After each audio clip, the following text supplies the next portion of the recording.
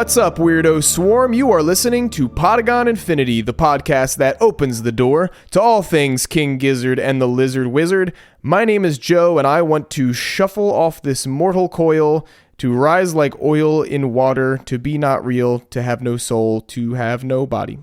Wow. We're barely a few seconds in, Joe, and you're already on fire. By the way, my name is Spencer, and Joe, I have a question for you. Do you like jazz? I like jazz. Well, you're going to get some jazz on this episode. We're covering 2022's changes today. Dude, I've been so psyched for this one for a long time coming. Yeah, definitely. This is one we've been talking about doing for a while, and we were excited to get to this one. We knew it was going to be something special. This is a unique album. This is a weird one, and like you said, jazzy. So this is kind of a new direction as far as the music of theirs that we've talked about so far. It is very special. So before we get into things here, we have two listener messages today, both coming our way via email. Podagoninfinity@gmail.com is where you can get a hold of us via that method. We're also on the socials at Podagon Infinity. Our first email today comes from Alex S., who says, "Greetings, Joe and Spencer. I wanted to write in and tell you guys about how much I'm enjoying your cast. I've been a huge fan of King Giz ever since I heard Robot Stop around 2019. My favorite album from them was Butterfly 3000. That really enthralled me into the Weirdo Swarm. I'm also a big fan of Polygon Dwanaland, Omnium Gatherum, and Sketches. Anyway, I love the various and weird instruments KGLW play, and I just got a hold of a theremin. I'm having a lot of fun with it. I want to ask you guys, do you have a weird instrument you want to one day learn? Love your work," from Alex. Thank you, Alex, for the message. Joe, I'm going to hand this one off to you right away, because I'm still mulling this one over a little bit. Yeah, I was wondering exactly what might constitute a weird instrument, quote unquote, but a theremin I think would definitely be up there. That's super cool. I've always had a similar interest in that. My brain, as far as instruments, I've always had a handful of these in the back of my mind that I'd love to get my hands on someday. If I can, get my ADHD under control and actually focus long enough on one of these instruments to properly learn it. But for me, well, first off, harmonica is a big one, and that's not really weird, but not that out there, but just because of this band, I've wanted to learn it for a while. I do have one, but I haven't really spent enough time with it.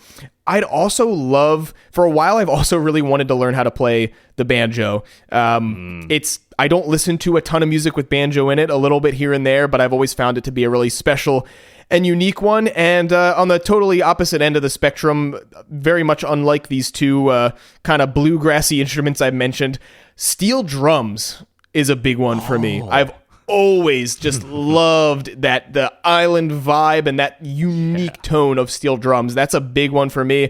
I think to get your hands on some good ones, I believe they could be pretty expensive just because of the nature of how precise and the way that they're made and what they're made out of. I don't know, but it's something I'll look into and maybe someday get to play around with. What about you, Spencer? Yeah, those all sound pretty cool. You know what? We were having a conversation off mic before recording. I've actually been mulling over getting an electronic keyboard sometime in the very near future here. Just a desire for another little musically related creative outlet. That definitely doesn't qualify as weird, though. I think what might qualify as a little more out there, I think the steel guitar would be really cool. We obviously heard quite a bit of that on Flight B741. Oh, yeah. And it would be really cool just to have the hands-on experience of learning to play that. It's got such a sweet sound. That being said, I don't know how well that would do just in a vacuum without the existence of other instruments around it. I think that's an instrument that just serves such a nice purpose with, in the context of other instruments accompanying it. It adds some nice textures. Yeah. I don't know how fun that would be just by itself, but and as sort of a little pipe dream, maybe that might be fun one day. Who knows? Yeah, definitely. I remember when I was a kid, my older cousin had one, and I just remember playing around in his basement with it while he was jamming on the drums, and I was just making noise. I had no idea what I was doing. This was before I ever learned to play guitar or bass or any of the instruments that I do play around with. So but it was fun. I remember having fun with it. So yeah, that's a good one. I love it. Our second and final email today comes from Jeremy C., who says, "Hey guys, thanks for reading out the last few messages. It was cool.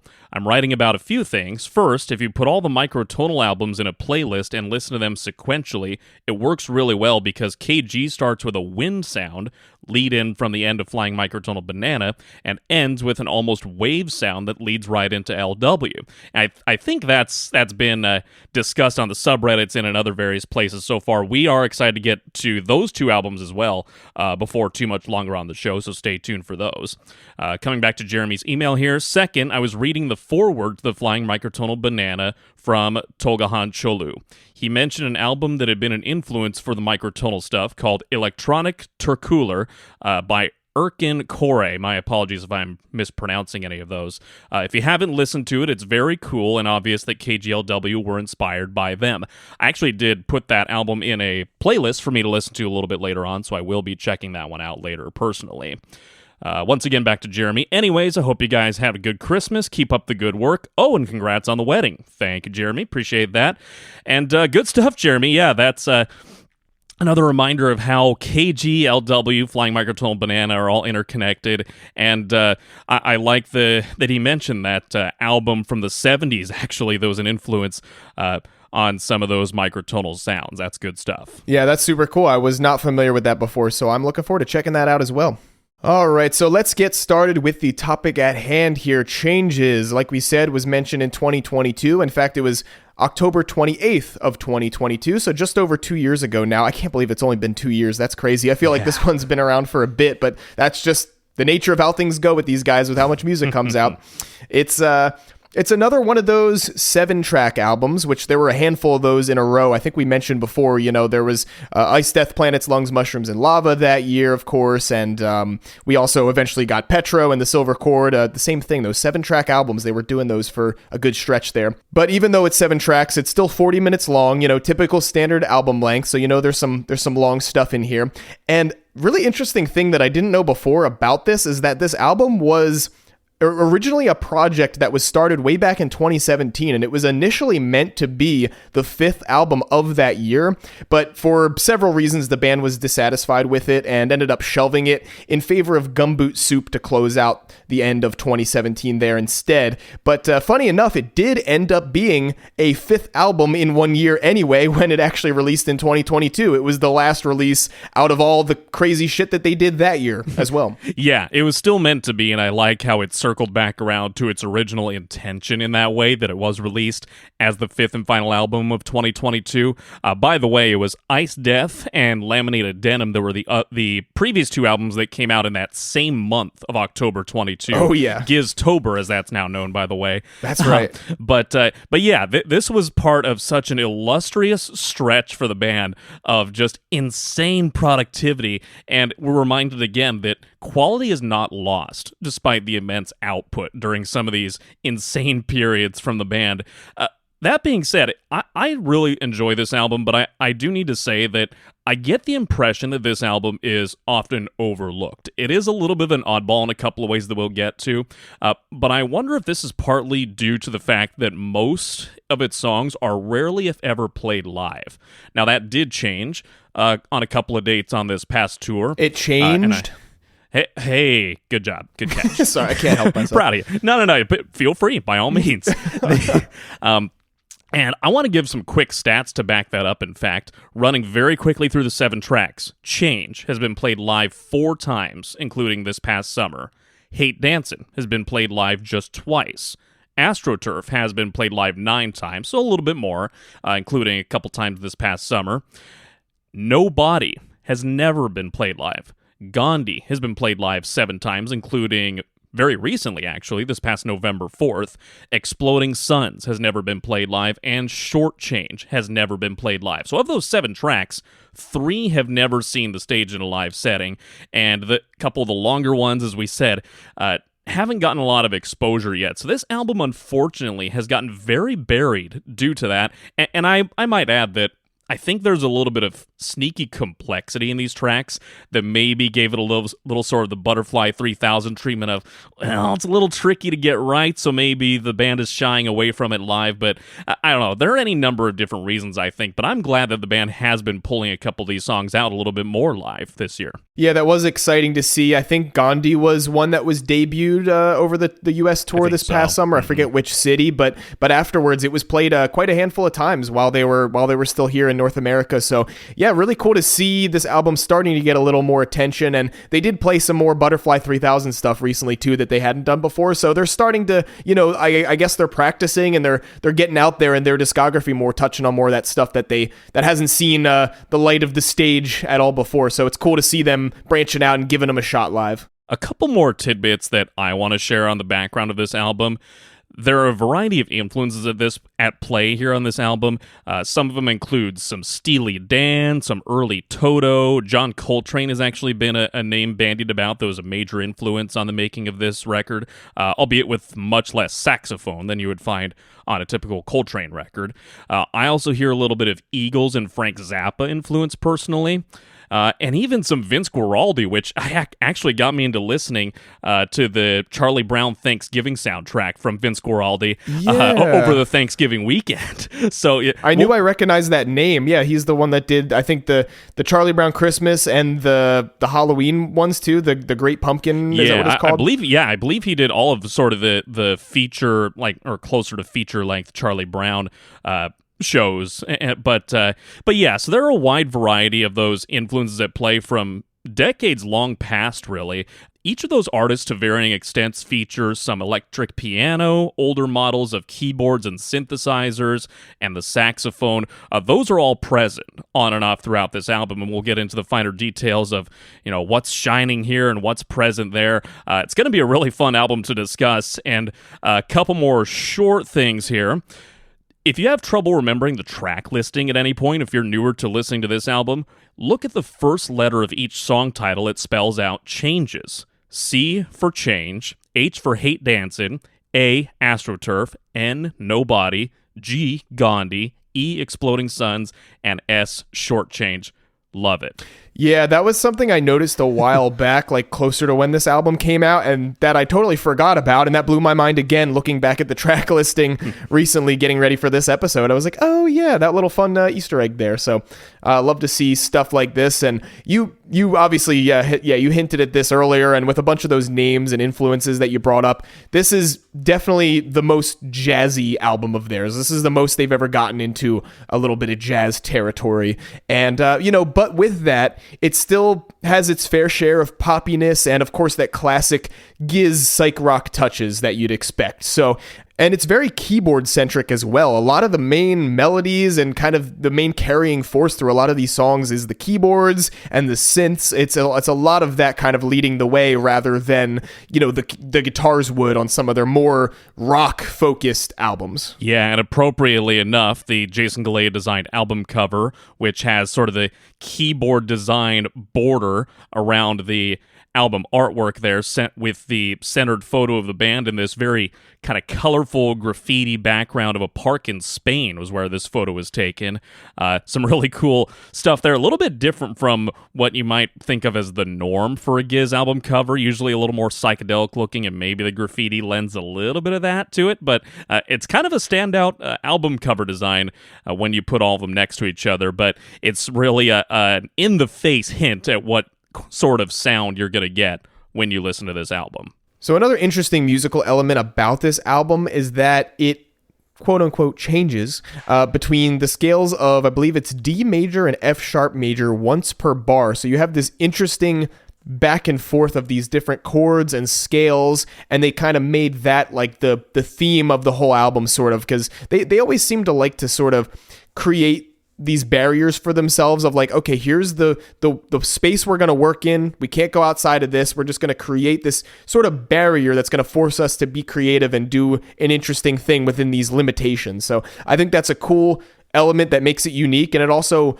makes the whole album really meld together really well, and the way the songs flow together, and it's it's a really cool little thing they're working with here, and I wish I could be more specific about it, but I'm not a music theory expert, so there's some great stuff online that goes into more depth about sort of the music theory and everything behind this if you want to look into that, but I'm unfortunately not your guy to be doing that proper justice of getting in too deep into that stuff. Well, I will say that fortunately, the creator behind the YouTube channel Expert Opinions put together a very nice music theory sort of compilation and analysis of this whole album. If you want to check that out, the video is called King Gizzard's Strange Changes. It goes mostly into the opening track on the album and its composition and various musical elements, but it also does briefly analyze the other 6 tracks on the album and how they sort of branch off from various parts of that opening track. It's really fascinating. Highly recommend you check it out. All right, with all that background info on this album out of the way, let's get into the track by track here. We're going to start off with track number 1, this 13-minute epic of an opener, Change.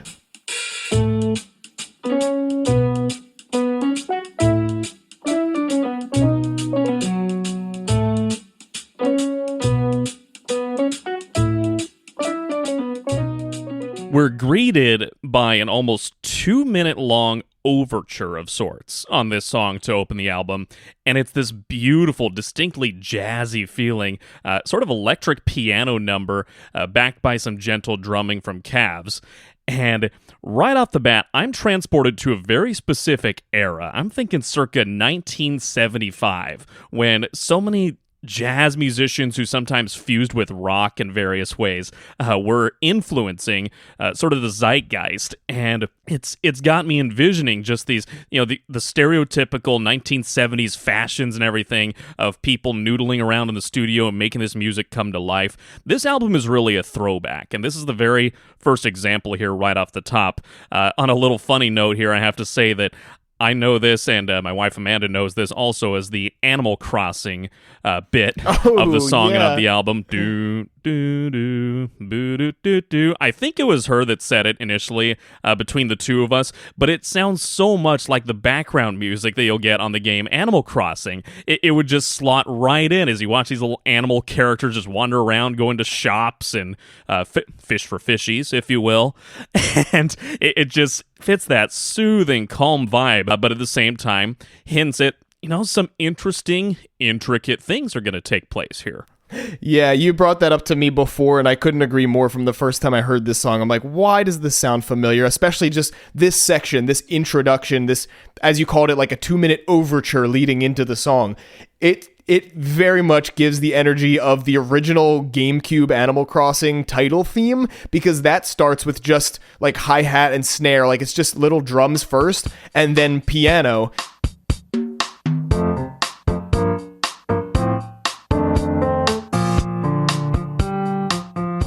And so it's like these same instruments starting with just a simple drum shuffle or whatever. So yeah, if you never played it, go listen to the Animal Crossing GameCube title track or title theme song. Oh my God. Yeah, it's totally that energy. That's why it feels so comforting to put this song on. One thing that this album has in common with the last album we discussed, Flying Microtonal Banana, is that it starts off with its longest track, and, that is probably the only thing they have in common, but nonetheless, just a little tidbit I wanted to point out. This song is definitely longer, though. We're coming in at over 13 minutes, and this song just, it goes places. It evolves and literally changes through multiple different sections, scales, and energy levels, and it features Stu, Cookie, Ambrose, and Joey all on vocals at different points in the track, which was the first time that 4 band members all shared singing duties on one song. Yeah, in a world in which Les Risques really kind of took all the headlines for, 4 of them are singing on this track. This came 2 years before that. And even though this was before Cavs got a turn on the mic vocally, it gives different feels to the various sections of the song. Stu sort of sings the main part, if you will. His is the first voice that you hear on the track. Cookie delivers what I guess you might call the chorus. Is this what we consider changing? You can sort of hear that nasally vocal quality there that makes him stand out from the others. Ambrose raps the part just before 7 minutes in. We're changing pace, higher stakes, and it goes on. And I think this might have been one of the earliest on record examples of him rapping on an album. And then Joey in an almost whisper type register in what sounds to my ears at least like a single note. Just before the 8-minute mark, he comes in, buildings that people come and go, and he just has just excellent lung capacity in delivering his passage of the song. Yeah. But as I was saying, all 4 of these guys that sing on the track, they all lend different qualities, feels, vibes to their respective parts in which they sing. So you mentioned Stu having the mic for a lot of time, a lot of the big main repeated sections of the song, and Stu gets the mic first for the first few minutes. In fact, I think it's the first 5 minutes or so is just him on vocals. And interesting enough, that actually fills the time and the format of being its own song within the song in a way. Like he's got his own 2 whole verses, a chorus, and even a bridge section as well. So maybe this would be a good time to just talk about some of the lyrics and themes and things that we're seeing off the bat with his section here. The lyrics throughout this song seem A, politically charged, and B, societally charged. There are a lot of cultural and societal observations here that Stu and the others, when they take their turns on the mic, are singing about. The first couple lines of the song: who should we please? Who's to believe? Who should we change for? Who could we be? When my race is done, how did I run? Did I par the course and pass the baton on? And after an instrumental section, vote with your feet, make company, form a military of peace, and kill the king. When I got back to listening to this album in preparation for this episode, the presidential election, of course, was either just about to happen, or I think had just finished up here stateside. Things were a little bit tense, as you can imagine. If you're someone who's listening from elsewhere, the lyrics just seem so poignant and so appropriate for times like these, in which people are wanting change in various ways in various areas of life. And it's not poking at any one person or any one group, but it's about fighting for change and trying to take action to make those changes happen. And this is such a heavy song as a result, because they're all pushing and advocating for change, but in very different approaches. Yeah, and I love that you pointed out one of the lines you read is just great. Form a military of peace and kill the king. That contrast within those just few words there just says a lot, and is like almost funny in a way, but it also has this serious nature to it about wanting to make real change in the earth and rid the country or the world of leaders that are stopping real progression that would be better for everyone else from happening. Just after 4 minutes, Stu sings a part that I've always enjoyed: change for its own sake, uniformity gave me a bellyache. I love how he changes the register of his voice there. Yes. And just the meaning behind it of just, keeping things status quo is not a great idea. You have to push forward and progress. And that's always been a touch point and a point that I've always noticed in the song, where Stu changes that register and the quality of his voice as if to emphasize that part. Yeah, definitely. I love that. I love that change in the register and playing around with his voice there. And then right after that, we get some more cool lines that I love. I want a mutiny. My mind is finally awake. And then, my mind is finally awake, kind of following that same sort of rhythm of gave me a bellyache. And then right after that, who could we be given equal opportunity? What could we see given equal chance to actually see? Sort of asking, like, what could we accomplish if everyone on Earth actually had, equal opportunities in life? How far could people really go in life and be successful and be happy and all this if they were really given more of a fair chance, like a lot of the people higher up on the societal scale do, that imbalance of opportunity there. At about 4.5 minutes in is an interesting section that I want to point at after Stu largely drops out with his vocals and kind of recedes, except for singing change in this reverb-laden way a handful of times. There's a short instrumental section at about 5:15. Joe, you're the bass man on this podcast. I suspect that this one stood out to you. There's this cool bass line.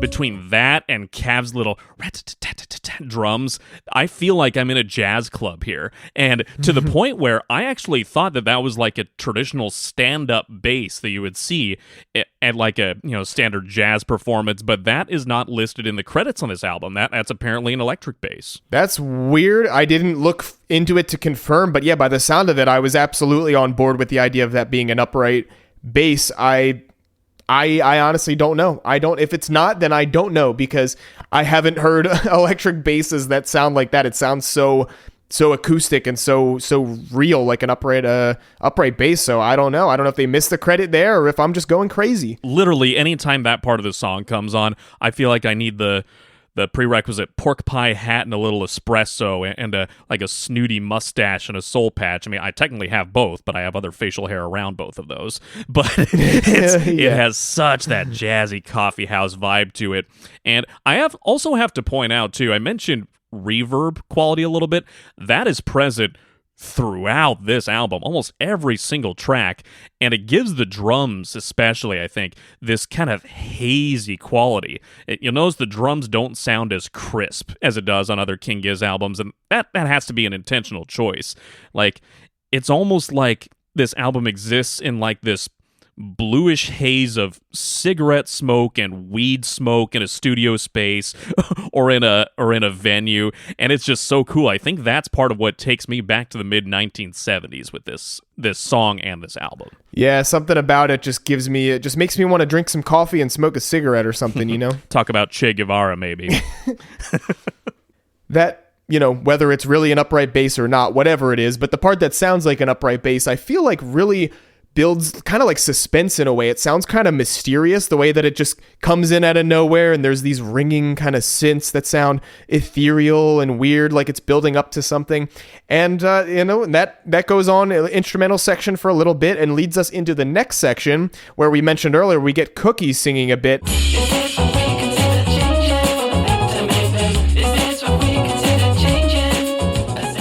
For the longest time, I didn't realize that was Cookie, but knowing that and now listening back, I can definitely hear it. I think it's probably him with one of the other guys singing underneath a little quieter. Like, you know, it sounds like it's two of them going at the same time. So maybe that's why it made it a little tougher for me to figure out. But this section really, to me, even though it doesn't come back again later in the song after it's done here, it's still, I can't help but feel like this feels like the chorus of the song to me. Like, and I know, you know, kind of the chorus, quote unquote, of Stu's section is just the word change being sung over and over again. But this really feels like a chorus. It kind of finds itself sort of right in the middle of the track. And maybe that's part of it for me, but it's just catchy. It's very singable. And it feels like a chorus. Feels like as much of a chorus as there could be for this whole long, crazy track. It really does feel that way. I agree. And both in a linear sense, in terms of where it falls in the track time-wise, and in a spirit of the song sense. Yeah, I think you're absolutely right about that. It's just like it's kind of like the mission statement of the song, and I think more than any part, this is the part of the song that gets stuck in my head, or the part that I find myself humming along or whistling on or singing along to the most. Is this a we consider changing? And not even just for the song, like for the album, practically. It is such a central part of it, and this is a beautifully written song and album. I'm just going to gush over this so much. I'm coming at this with no shame. I love Cookie's delivery. I, too, actually didn't realize for the longest time that it was Cookie singing this, and there might, indeed, like you said, there might be one of the other guys singing along with him. But, this is such a crucial part of this song, and really forms the basis of the album and its concepts and its themes. Yeah, for sure. I love it. It's a highlight for me. And like you said, definitely the catchiest part. Maybe that's why I think of it as being sort of a chorus for the track. And I had a feeling we were going to take a while to get through our discussion just on this track alone. I knew it was going to end up being the majority of our episode here because it's just so long, and not only that, but it's dense with lyrics, with different themes, with entirely different musical sections that come and go. It's just ridiculous. So, this is going how I kind of expected for us to talk about it. But yeah, after that Cookie section, we transition into Ambrose. As we mentioned, he's one of the other vocalists on this track.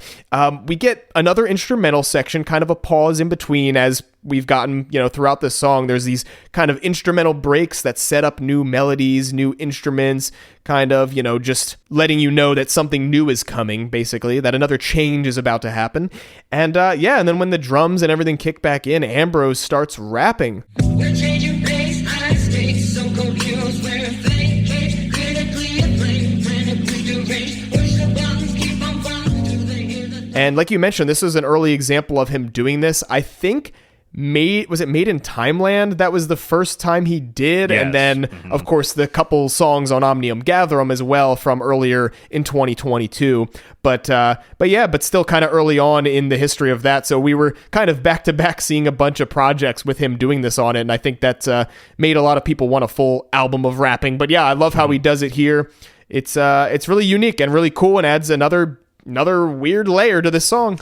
It was either the music theory video that we mentioned earlier here on the show, or it might have been on kglw.net discussing the composition of this song and of the album. But pointing to Ambrose's section here, lyrically probably the most biting of the four guys' sections singing here.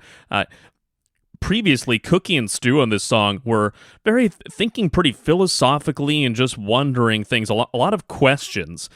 Here, Ambrose has more of a biting tone. We're changing pace, higher stakes, so-called heroes wearing fake capes, critically acclaimed, clinically deranged, push the buttons, keep on frontin' till they hear the thumping. And it continues on for quite a while. I'm just scrolling with my thumb here on Spotify. That is a long, beefy section, man. And there are a couple of really fun lines later on. I like my stomach's turning from the vermin up skirt observing. That can be interpreted literally and figuratively, certainly. But yeah, Ambrose's section here takes the song in a little bit of a different direction. I almost picture him with just his aggression with the way these words are written and the production on his vocals makes him sound a little bit farther away. I almost picture him like at a podium at a rally behind a microphone, like he's pumping his fist trying to get the crowd riled up. He's like, hey, we need change. This sucks. This shit is horrible. Things got to change and we got to make it happen right now. Yeah, exactly. Vote for Ambrose. Yeah, he is out for blood on this section here. Like you said, he amps up the harshness. He's coming in rough. He's not just asking, not just philosophizing or asking questions. He's like, here's what we need to do. We got to make some changes. We got to change the world here. So yeah, one of my favorite parts of his section here is when he sings right along to the melody of the synth. They're like kind of locked in together. And he goes, I'm like a sniper hiding in the tower. I'm picking them off one by one. Gateway drug to the only solution, cutting out their tongues before they jump the gun.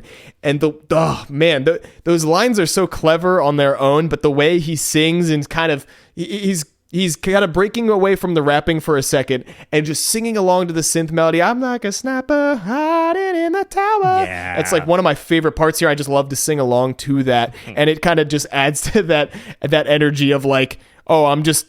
Yeah, I don't know if it's supposed to be metaphor, I'm sure, but he's kind of just describing like literally shooting people. So it just adds to the aggression and sort of like the like violent revolution kind of energy that he's getting at here. Yeah. And after that, he also says, I'm like the Cupid trying to bring the love, but you keep getting out of my range. No strings on my bow with broken arrows, running low on ammo to make a change. So it's kind of like he talks about like being a sniper and picking them off one by one, but then also I'm like Cupid shooting arrows of love, trying to heal the world and make positive change. But, he says, you keep getting out of my range. That can just kind of be like a general, like, people he's trying to positively influence or whatever is failing. And I guess the only thing that's working is, the more violent, aggressive take on the method there. Yeah, just before the 8-minute mark as we move forward here, Ambrose's section comes to an end, and it coincides with sort of a crash, almost like an abrupt stop with calves on the drums. And free of percussion at first, Joey begins his section. Buildings that you know, people come and go. Buildings that you know, people come and go, are a certain way, always are the same. And it's like a nice contrast. You go from Ambrose and his vitriol and his energy, and then Joey just kind of calms it down, but is still kind of helping make the point and add to the theme. Buildings that you know, people come and go, are a certain way, always are the same. And then you get the news that obliterates your view. Amputate your truths, the significance has changed. No less poignant, but the juxtaposition in vocal delivery styles here just keeps this 13-minute epic sounding fresh and fun and exciting, and you don't feel tired listening to this song. No, you don't. Joey brings a whole new kind of unique section, and you mentioned earlier how he's singing a single note throughout this entire section of his song with all these lyrics here. I think this was brought up in that video, that expert opinion video on YouTube called King Gizzard's Strange Changes that you mentioned. Joey's singing a single note here, and I believe the guy in that video mentioned that it's a B, if that matters to anyone. I just figured I'd bring that up, but I think it's a B note the entire time, but it still does something cool, and I think it's Stu doing the backing vocals where, after the first few lines, you can kind of hear this harmonizing background vocal that just goes up a note every line, goes higher and higher, and it adds this really cool layer, almost like giving it a little bit of like dissonance, and it's like rough and kind of menacing, but then also pretty at the same time. It's just weird, but I love stuff like that. So Joey's part sort of winds down with the repetition of the hospital inane, meaningless, and gray. That part comes back a couple of times during his section of the song, and you mentioned, Joe, that Stu seems to intervene a little bit. He takes the vocals back over again just before the 10-minute mark. What would it take to build an ark for me and my friends? Escape this old place with all that creeps and fish in the sea. So he's had enough in this narrative. It's time to cut ties, start fresh somewhere else, whether that's literally moving somewhere else or metaphorically just adopting a fresh mindset or a fresh approach on life. And so that Stu section continues with a little bit of energy, but it adopts a little bit of softness right at about the 10-minute, 20-second mark, this scatting section that I've always loved so much. It took me a while to match the cadence. Yes. It really tests my range a little bit. I was singing this as I was pulling into the gas station on my way home from work yesterday. It's just one of those little bouncy moments that you can just sprinkle in during any moment in your day, and nobody will look at you like you're too weird, in contrast to if you were singing along to any number of other King Gizzard song parts. But yeah. It's a nice, pleasant, kind of happy sounding thing in an otherwise kind of dark and bleak themed song. So it's like kind of out of place, but in a funny way of like, we need to make change, everything's fucked up, and I wish I could just like build an ark and disappear into the sea anyway. Yeah, just like hands in your pockets, just kind of swinging around on the sidewalk, bopping along. Or that's him singing just kind of as he's disappearing into the horizon on his ship that he built. Yeah, so if you're hearing the song for the first time and you're not paying attention to the timestamp, you're thinking, okay, things are probably wrapping up by now. But wait, hold on. 11 minutes, 42 seconds. Calves with a badass drum roll and then a powerful woo! And yes, if my mic overmodulated there, that was on purpose because that's what happens on the record. And now we rock, baby. The song picks up once again.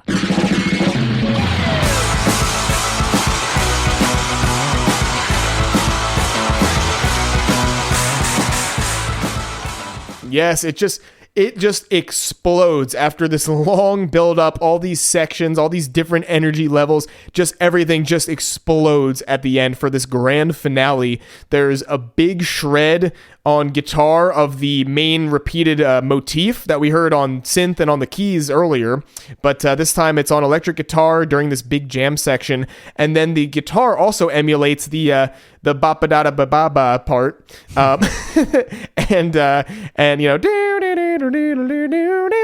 and it just, it kicks ass. It's like this big payoff after all this building of this long, crazy ass song. The heaviness, the electric guitars, all of that continues almost to the very end, but the song ultimately wraps up with just this little soft keyboard. Boo-loo-loo. It almost has like this ascending tone that almost sounds like it's asking a question or sort of hinting at, okay, what's coming next? It builds a soft little bit of tension. Yeah, we just get that gentle kind of like just this nice little bookend at the end of the song of the keys and, coming full circle, returning to home on that major, very kind of happy chord. But yeah, it does kind of ascend in a way that's like a question of what's to come next. And what is to come next? Well, it's the much shorter, but no less pleasurable, Hate Dancin'.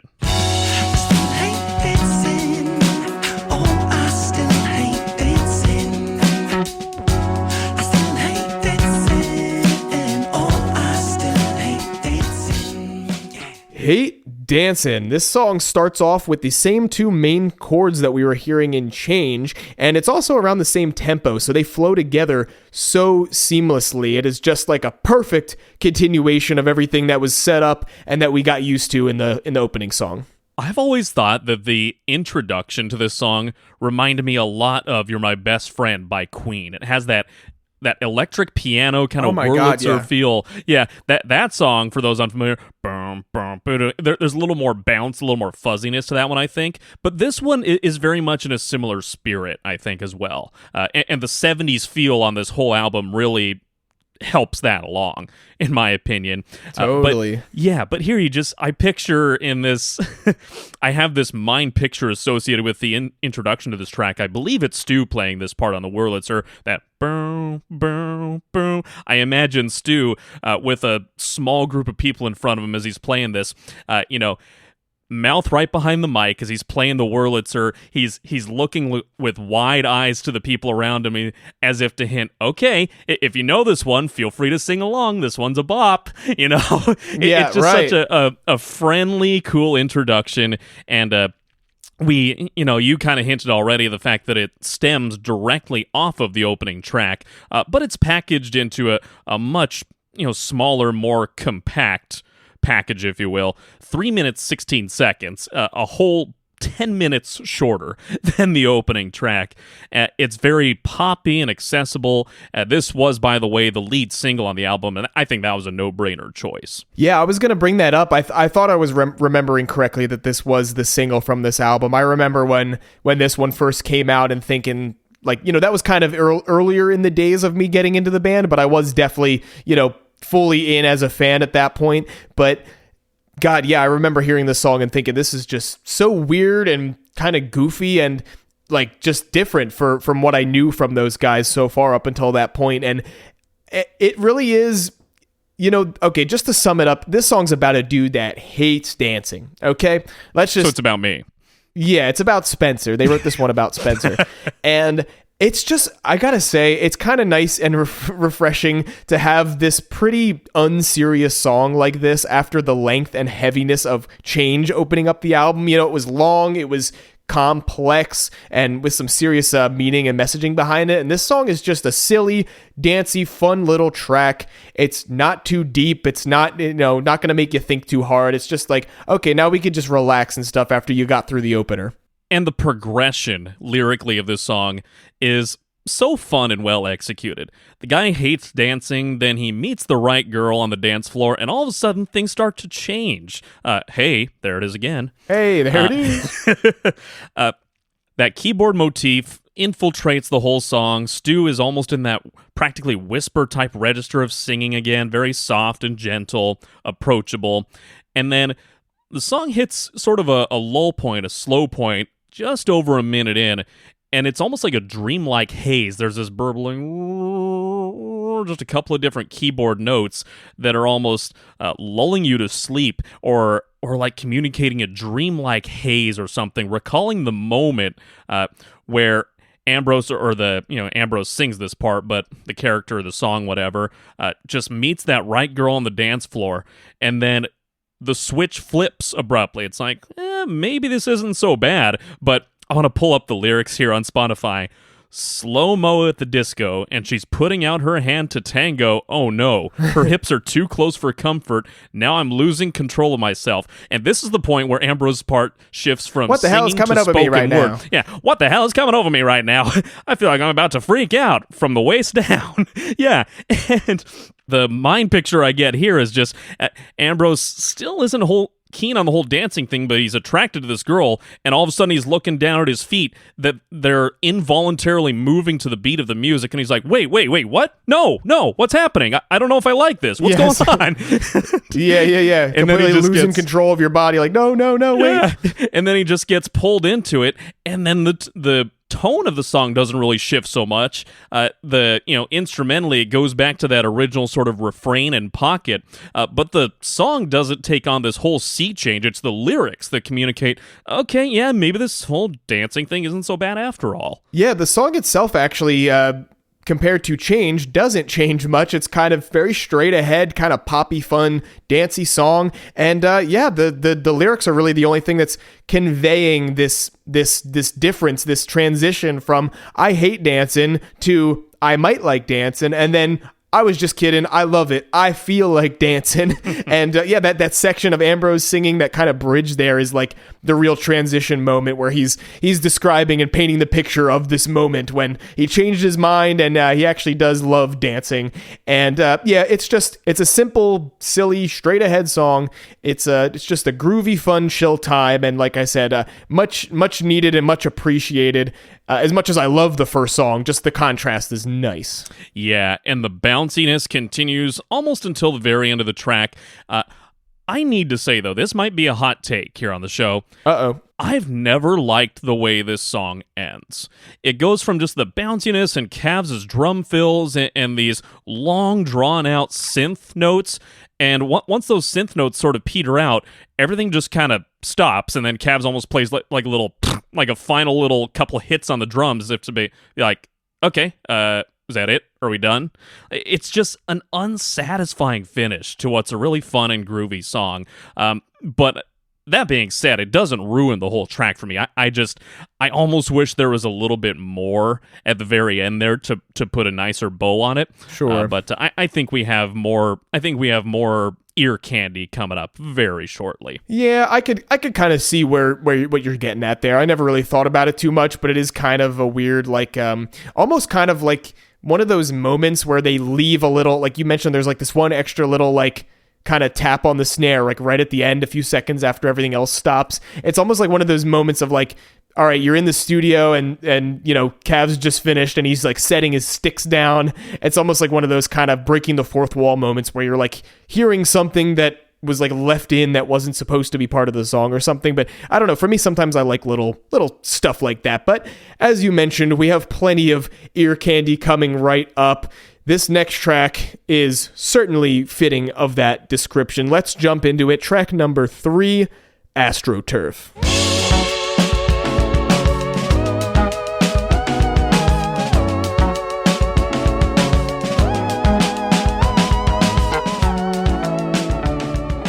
So at the end of the previous track, I mentioned how Cavs kind of abruptly comes to a halt at the end of Hate Dancing and just plays that one final snare hit or whatever it is. I think it almost bridges the gap in a way as if to say, okay, Cavs, time for you to take a quick breather, buddy, because you're about to get a whole hell of a lot busier. Cavs is the shining star on this track, and I think in a few minutes we'll get to some of the nitty-gritty on why. But this is the second longest track of the album, AstroTurf, and here is where the 70s proliferate yet again. As this song unfolds, everything from the synth that almost sounds like a theremin at the beginning, that but it is a synth. There is no theremin on this album. It's just a really carefully crafted synth tone there. The return of the Giz flute, obviously. That's another component of this longer track. But I'm picturing various symbols of 70s pop culture and fashion as this song unfurls. You know, I'm picturing things like the set of Brady Bunch with the AstroTurf lawn on the set where the show is shot. You know, baseball uniforms of the time with a crazy bright orange and powder blue, little AstroTurf that baseball and football and other sports are played on at the time commonly. People in business suits in brown and burgundy and mustard yellow. I'm just getting all these mental images of the 70s, and they just paint this auditory landscape so beautifully. Yeah, totally. This is the 70s to the max as far as this album goes, giving that old school sort of vibe. And yeah, this one introduces some new instruments that we haven't heard yet on the album. You mentioned the flute is back. We're getting that Stu flute that we know and love so well. And we have some horns on here too. We've got saxophone, and that's just a nice new touch. That's an instrument that I don't think we heard, or, well, there is some on Ice, Death, Planets, Lungs, Mushrooms, and Lava, which was shortly before this album, so maybe that was the first time we heard sax and just horns like this in general on any Giz song, I don't know, but still kind of a new thing at the time for them to play around with, so really cool to see that. I don't know if, I know Ambrose is playing it, and I've seen him play it live as well on some songs. I don't know if he learned the saxophone right around this time and did like a similar thing to what Stu did, where he just wanted to learn a new instrument to incorporate into the music, or if he already had been playing for a while. I do not know his history there with that, but either way, it's a welcome addition to the musical landscape on the album here. And I can't help but mention, I gotta say it, here we are with the song. It's time for the classic pissed off about how humans are destroying the environment kind of track that we are come to expect from any King Giz project. And if any of there's kind of a couple mentions of stuff like that fits into that theme throughout this whole record, but this song is more than any the one that's really focusing on that and highlighting that whole aspect, that whole theme there. So, Joe, you did mention that there is some environmental messaging in this song. Commonplace on a Giz album, as we are well aware at this point. Sad part is I'm guilty of some of this behavior. I see a little hole in my lawn and I'm like, uh-oh, big fig wasp, question mark? Yep.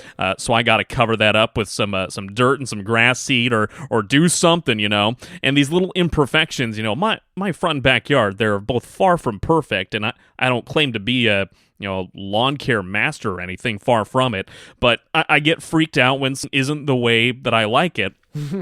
From holes in the lawn to, that tree is flowering a lot, too many bees, I don't like bees, or, here, it's centering back on insects. Shut up. It always comes back to bugs on this shit. Yeah, but it's become such a way of life, here in the States and in many other countries. We want our landscape to look the way we want it to, and environment be damned. And there are some ways in which that's okay, that you can cultivate the landscape to your liking, but that does affect things in a negative way, the ecosystem, plants, animals, whatever. And I think as humankind, we do have to be more conscious about these things, and Giz will hammer home that message plenty throughout the discography. But back into the song itself here. There are so many cool little instrumental sections, including a few parts that are almost solo-like in nature, or almost like jazz-like, to where different musicians are showcased for brief sections. First one I want to point out is 4 minutes, 8 seconds. After we've experienced a few minutes of the groove of the song and Stu's impeccable vocal delivery, Cavs at 4:08 gives this drum roll, and we get a little bit of a percussive flute performance from Stu.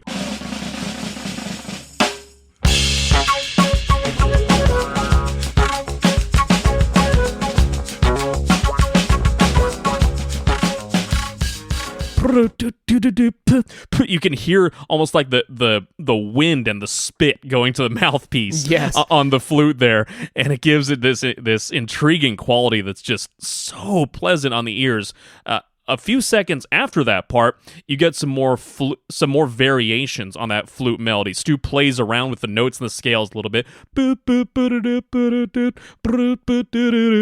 So he's playing around and going up and down and up and down. Dude, I think Ron Burgundy would be impressed. We were talking about Anchorman recently, and I just think of the scene where he's playing the jazz flute in that one bar or club that Fred Armisen's character owns. He's dancing on the tables, and he's drinking up whiskey, and then he's setting that whiskey afire with a lighter as he, toots it out the end of the flute. I'm just thinking of a scenario that's almost akin to that. But anyway, Stu on the flute absolutely kills it once again. 5 minutes, 30 seconds, a little keyboard section. There's nothing really too flashy here, mostly repeating chords found throughout the song. Boom, boom. Boom, boom, and then a couple do-do-do-do-do, like ascending flourishes, and then the bass takes center stage right after that. I'm sure you have some thoughts on this. Yeah.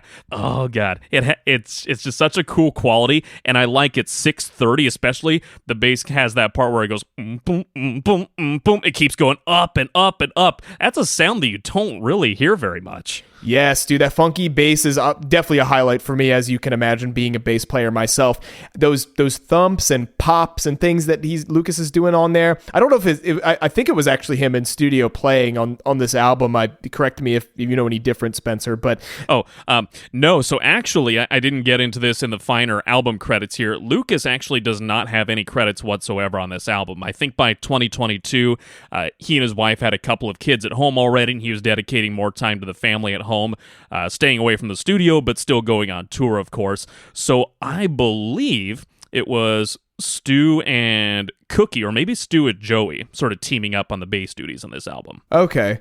Yeah, typically if it's not Lucas, it's one of those three, taking over the bass duties, and they all do a great job when they do play the bass sections. I do love it. So, but anyway, yeah, I love that section. That's always a thing I appreciate, and definitely adding to that 70s vibe, because that sort of style and playing with like the thumping and popping and slapping, that's very much a disco thing, a funk thing. Yeah. So getting a little touches of elements like that to add to that vibe and that sort of sound of the time period is just perfect. It's great.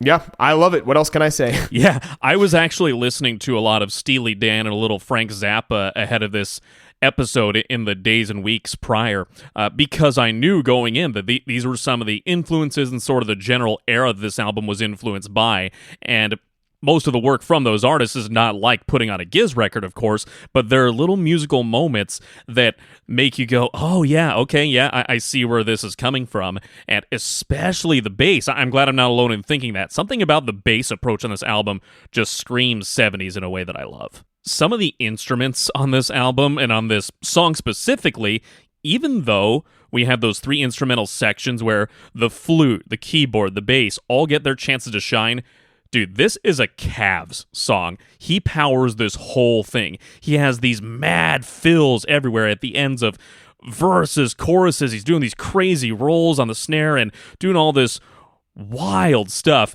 And another little recurring bit I noticed with Cavs on the drums were these 4 hits in quick succession on the cymbals, as if to mimic the astroturfing that Stu sings periodically, and Cavs sprinkles that everywhere. But I just imagine Cavs in the studio just absolutely having a field day on this song. This must have been a tough one. The speed and the stamina that he shows throughout it, doing these really fast, like 16th notes on the hi-hat and on the ride cymbal for a lot of those main grooves is crazy. His wrist and his whole forearm must have been on fire after the studio sessions of this track. Is just nuts. He just never fails to impress me with his stamina, especially seeing him live and playing complex songs like this is ridiculous. With all those musical elements and things out of the way, I want to just dig a little into the lyrics before we wrap up talking about this song here, because there is a lot to say. This track, at least in the verses, is coming from the perspective of a guy who much prefers convenience and uniformity and cleanliness over nature, and doesn't give a shit about how his choices are affecting the world and other living things around him. Gotta stop grass growing, cover that wormhole, gotta stop birds from shitting on my lawn. And then later we also have the lines, throwaway plates are better for business, everything's easy, better for the earth is AstroTurf. And of course, if you don't know already, AstroTurf is just I think that's actually a brand name of a company that makes this artificial grass stuff, so it just looks perfect forever and doesn't grow, doesn't die, commonly used on like sports fields and things. Some of them use real grass, some of them use this stuff just to keep it together. But yeah, this guy is just careless. He's completely apathetic about nature, about the environment. He's saying, oh no, all these artificial things that humans have made and done is better. It makes things cleaner. It makes things easier. Like the way that nature is not, it's not perfect. It's not good. It doesn't look nice, doesn't feel nice. And while the verses are kind of silly in a way, coming from this exaggerated, apathetic perspective, on the contrary, the chorus is incredibly sad and real, coming from the perspective of some, quote, horrified butterflies seeing what's being done to their habitat. 6 butterflies fluttered by, looked horrified. I just hatched from chrysalis, my only hour's 36. I need a mate to do my biz, and this is where I will die. Heartbreaking way to end, I will cry on AstroTurf. It's just it's depressing. And the song goes from that upbeat, funky groove that we talked so much about, but the chorus, like the keys and everything ascends into this high note and these long ringing out chords and things, and it sounds so much more like, I don't know, melancholy, and Stu sings in this high falsetto voice, just completely changing the tone and mood of the song. Just a major contrast, but either way, giving you two different perspectives of, kind of like cause and effect of what we're doing to the environment. This guy's like, all this stuff is convenient and better and blah, blah, blah. And then the poor animals and insects are like, please, God, we're dying. This is depressing. I can't even find some real grass to land on and chill out in. Yeah, I'm picturing a close-up of one of these butterflies' faces just looking panicked, and this kind of chorus section where they're explaining like the source of their fury or their disappointment or their sadness, and they're just like crying, trying to relay all this information as they're telling one of their fellow butterflies, okay, I just hatched from chrysalis, I've only hours 36, I need a mate to do my biz, and this is where I will die. Like, it's panicked, it's relaying all this information, they're realizing all this stuff is going wrong, their life's in danger. By the way, I need a mate to do my biz is just a hilarious way to put the reproduction of butterflies in this case. But, God, Stu's delivery, impeccable as always, but I like the choice of the continuing descent of the notes. I just had some chrysalis on the hour. It just keeps plummeting and plummeting as if to communicate the sadness. These butterflies' ecosystems are getting destroyed. They're screwed. And it's during this part of the song, I think, that aside from the sort of brass strikes, if you will, earlier in the song, everything's dead here, just adds so much more to the environment of this song. Some of those lines in the verse I mentioned earlier were just from the first verse, and then after that chorus, verse 2 returns to our careless douchebag character describing how much more pristine and perfect AstroTurf looks over real grass. So we're getting some more description of the namesake of the song here. Yeah, the namesake of the song being AstroTurf, which, fun fact, I learned a long time ago reading a baseball book, actually. AstroTurf, which I don't think is officially known by that name anymore, and the composition of it has changed. But AstroTurf was very early on in its history back in the 60s, originally installed in the Astrodome in Houston, which was the home of the Houston Astros, Major League Baseball team, other sports, concerts, events, and such. That was the world's first domed stadium, fixed dome stadium, and the grass inside kept dying because it had these glass panels above, and that Houston sun would just shine through and bake the grass. So the grass kept dying, and then they needed a solution. So somebody came up, oh, how about some false grass, some plastic grass? And so they said, okay, and not knowing other scrupulous details here, that's essentially how the name AstroTurf came to be, because it early on in its history, I don't know if it was actually the first place, but got installed in the Houston Astrodome, and it proliferated from there. Wow, cool, interesting facts there. Once again, Spencer's baseball knowledge coming in handy here and bringing us some useful information that I never would have known about. So cool to know that that's where the name comes from, is because of the Astrodome and the Houston Astros. You were talking about some of the lyrics just before that. The second verse, suitable texture, suitable color, miniature forest, better than nature. That's a short line, but it carries a lot of weight. You said this environmentally unaware douchebag, or whatever your exact wording yes. was. Like that one hammers it home more than any other. This is better than nature. This is my synthetic shit. It's going to stay static. It's not going to change. The funny thing is, I've seen pictures of what happens to AstroTurf when you put it in gardens or in lawn areas. It gets torn to shreds, and it gets melted and gross in a hurry. So do with that what you will. Yeah, I could never imagine using this shit. It just, I don't know. As much as sometimes on a hot summer day I don't feel like mowing my lawn, I could never resort to this shit. I'm sure there's just a whole mess of problems that come along with it, aside from it just being this ugly, weird replacement for nature. A couple more lines I'm just going to cherry pick here randomly, shortly after that passage that I just named. Makes me feel better knowing I won't go out on my lawn and see an animal. Everything's sterile, even infertile. Proud of my monster. It's never been straighter. Dog shit heaven. Better than the earth, it's AstroTurf. It's like, yeah, this stuff is so straight. I'm never going to see an animal or anything, and that's great. Dude, come on. I I saw a deer in someone's backyard or someone's front yard not long ago driving to work, and I'm like, dude, that's the coolest thing ever. Like, we're infringing on their land and their habitat so much. Like, anytime they kind of creep through, it's cool, and you got to take a picture if you get the opportunity. Like, yeah, this guy's an asshole. Yeah, yeah. No, I love it. I love living somewhere that's kind of sort of like a former forest land, I guess, that's now a suburb. But we get, some cool wildlife wandering around. There was a baby deer in my backyard before that was like left there, and it was the cutest thing ever. Eventually, its mother came and found it and took it away. And I saw an eagle, weirdly enough, on the side of the road just yesterday. Driving home from work, like just in somebody's lawn. It must have just swooped down and caught some prey, maybe a rabbit or squirrel or something. But it was like one of those little slices of nature you don't get to see every day, and you don't always notice when you're just like eyes forward, driving, going throughout your daily routines or whatever. I always really appreciate getting to see some wildlife in my day to day. Even if there can be some issues that come from the wildlife clashing with human development and infrastructure and things. I do love living in an area where I get to see some stuff like that. So yeah, fuck this guy on this song. I hate him. Okay, so 2 of the 3 songs we've discussed so far on this album have been pretty lengthy ones, but they've been special. They've been impressive. Let's go to one that's a little bit shorter again. Track number 4 on the album, Nobody.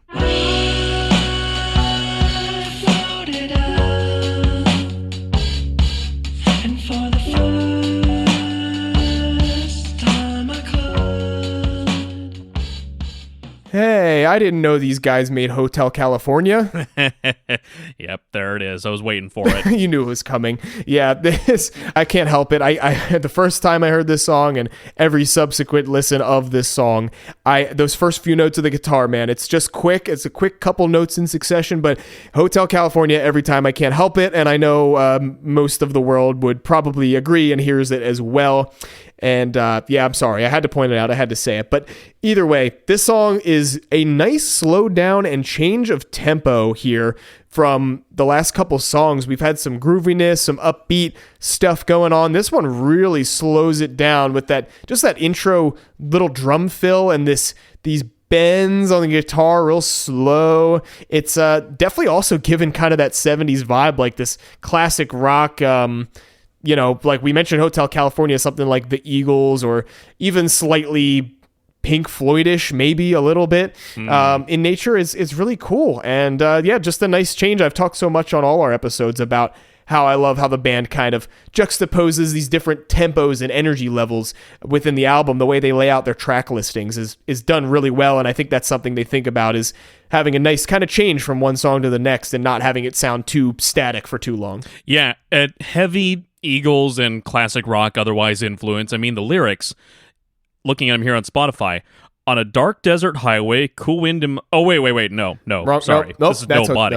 This is not actually Hotel California. No, but I remember, truthfully, when you and I were working together on famous machine number 12, when we were working together, Joe, we were working together on this machine. I had my Bluetooth speaker going. We were listening to other music too, but a lot of Giz for a little bit. This song came up on Artist Shuffle, and I think you didn't know it too well at the time. And you were like, oh, what's that? I said, it's Nobody off of Changes. And you made the comment, it sounds a lot like the Eagles. It has that whiny guitar sound, which is a good way of putting it. It's got those bends and those elongated notes. It really does lend itself to that era. But oh man, it just continues the whole 70s motif and very heavily influenced by, said bands that we've mentioned before here on the episode. On a serious note here, I do want to give a brief lyrical analysis in more of an overarching general sense. Stu sings this song, and it very much sounds like a disillusionment with reality. The narrator, or the main character of this song, has died and is assuming they're moving to heaven or the afterlife. And it's just like, okay, finally, peace. I've been craving this. But wait a minute. All of a sudden, I woke to an eye-adjusting fright, baptized in the light, and found myself in purgatory white. And the vocal delivery from Stu on I woke to an eye-adjusting fright. There's some extra tension in those notes. It's ghostly. Yeah, and it's like, it's okay, yeah, there's like a realization, oh, wait, I'm not going immediately to heaven. So I mentioned Purgatory White, that lyric. For those unfamiliar, purgatory, which is primarily a concept found in the Catholic faith, comes from the Latin purgare, meaning to purge or cleanse, a place where souls are cleansed and purified from the stain of sin before entering the kingdom of heaven. So the soul in this case is not going directly to heaven. That peace and quiet is not coming immediately. Purgatory is known, I think, based on which account you look at, can be kind of a rough place. There are trials and tribulations for the soul, and it can be a long and arduous journey. So there's the realization here as that song gains that tension that I mentioned with the notes that Stu sings. Dead again in the void, as we pick back up here in the lyrics. What was the lesson, God? No, no, no, nobody. Are you real or not? He's confused, and there's just this state of limbo, and it's not what he thought it was at the very beginning of the song. Maybe this is the same guy from AstroTurf getting what he deserved, not going right to heaven because of the way he treated the earth. Maybe he's like, we're going to leave you in this in-between space for a bit and figure out what to do with you, but it's not looking too good, buddy. I was just about to say, there's not really any Gizzverse lore that I know of on this album, but you just proved me wrong. Gizzverse confirmed once again, baby. I made it up. That's the lore. I made it up, and we're going to stick to it. It's out there in the world now.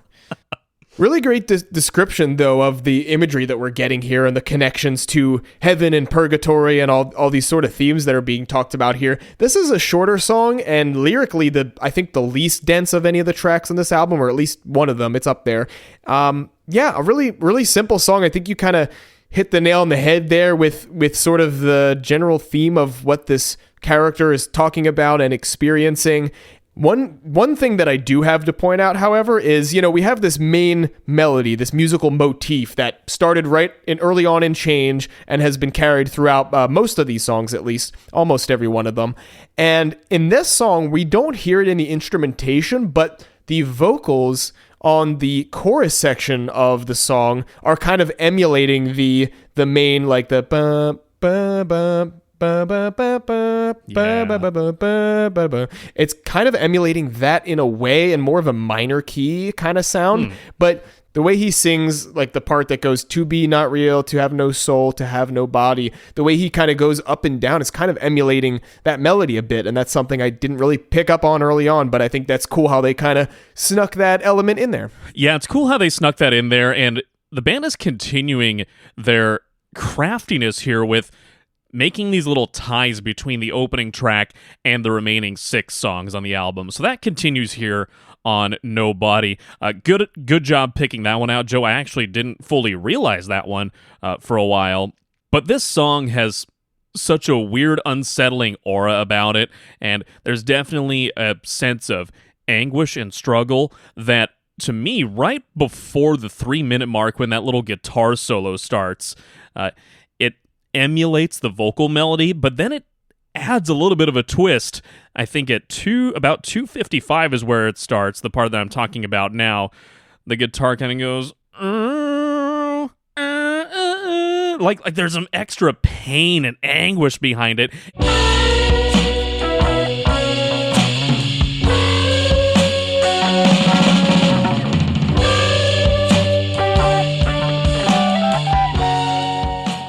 Only one band member, Stu, in this case, is credited with playing guitar on this track, but it almost sounds like a guitarmony, which I've referred to before. It almost sounds like 2 guitars harmonizing with one another. There may be like a chorus effect on Stu's guitar, or maybe it's double-tracked or something, but it's really cool, the mood achieved through that little lick in the guitar solo section. And then Stu proceeds to noodle around a little bit more, diddle-oo, diddle-oo, diddle-oo.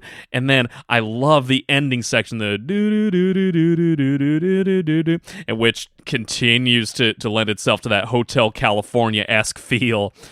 And then, the guitar harmony almost returns there. It almost sounds like it's 2 of them again. Yeah, I glad you brought that up, because I was going to mention that whole guitar solo section there is really not helping to beat the Hotel California allegations. Hotel California allegations? What happened to that Hotel California? Jeez. Yeah, but just the allegations that this song sounds like Hotel California. The solo is not helping that point if they're trying to avoid that. So the song wraps up on a very minor key. Dun, dun, dun. So we definitely end on a negative note here on this track, as Stu, or the character in this song's sense of reality has just totally been shattered, and nothing feels right anymore. Yeah, it ends on kind of this low, sad-sounding kind of note, but that note is continued and brings back the energy, leading right into the next track, Gandhi.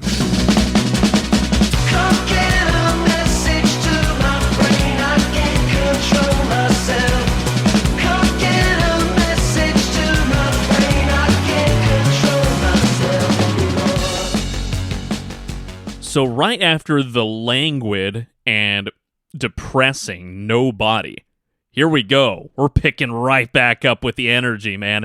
This song rocks on an album that admittedly doesn't rock very often. This song has a lot of upbeat vibes, don't get me wrong, but a lot of jazzy feel to much of the songs, the sections of said songs, but this is really a standout in that it actually rocks, and the song is about...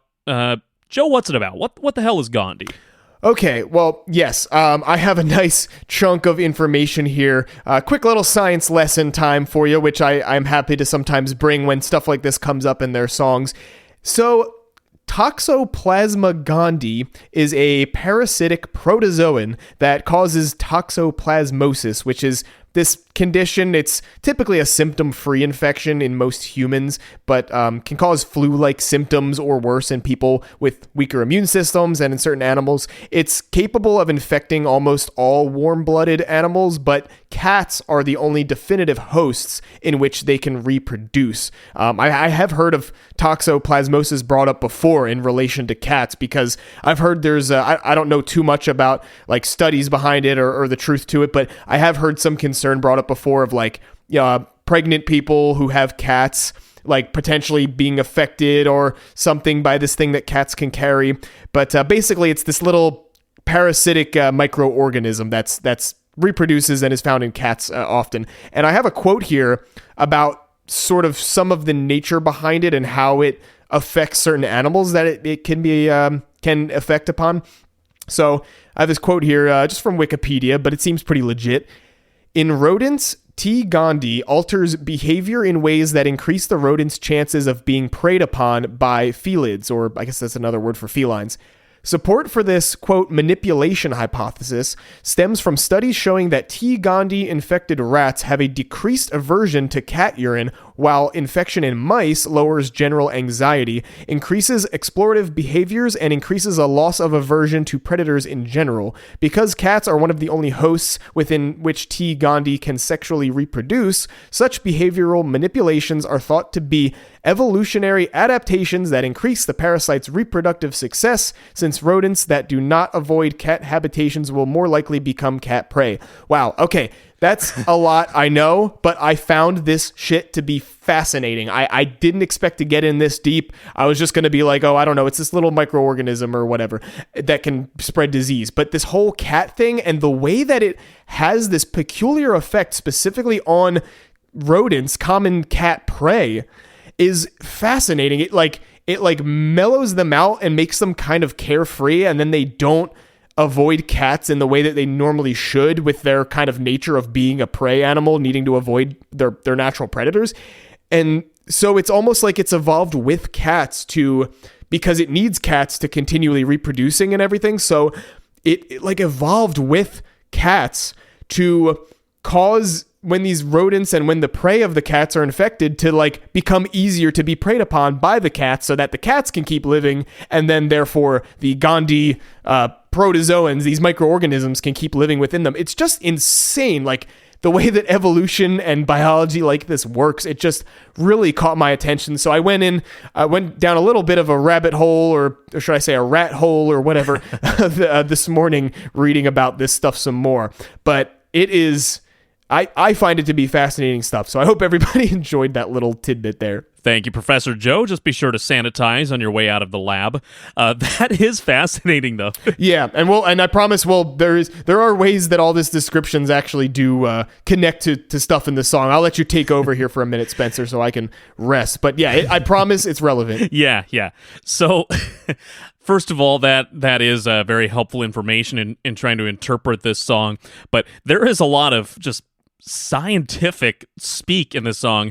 I like the opening lines, human being domesticated, Gandhi's in the amygdala, which, by the way, I thought was them saying medulla with a weird inflection or a different emphasis. I thought they were saying medulla, because King Giz is known to play around with pronunciations and emphasis on different syllables from time to time.